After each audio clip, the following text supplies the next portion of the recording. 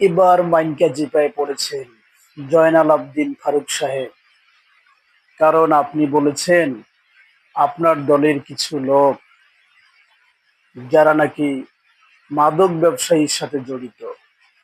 আপনি উল্লেখ করে এটাও বলেছেন যে আওয়ামী লীগের আমলে যারা মাদকের গডফাদার ছিল সেইটা এখন চেঞ্জ হয়ে আমাদের বিএনপিতে এসেছে। সুতরাং আমি দেশবাসীর পক্ষ থেকে আপনাকে কঠিন হুঙ্কার জানাচ্ছি, আপনি আপনার মুখের লাগাম টেনে ধরুন, নয়তো আপনাকে আপনার দল কখনো ক্ষমা করবেন না। জয়নাল আবদিন ফারুক সাহেব, আপনি কি মনে করেছেন? আপনি মনে করেছেন যে আপনার দলে মাদকের গডফাদার লুকায়িত আছে? এই কথা বলে আপনি দেশের মানুষকে, দেশের আপামর জনগণকে আপনি বাংলাদেশ জাতীয়তাবাদী দল সম্পর্কে আপনি বিভ্রান্তি ছড়াচ্ছেন।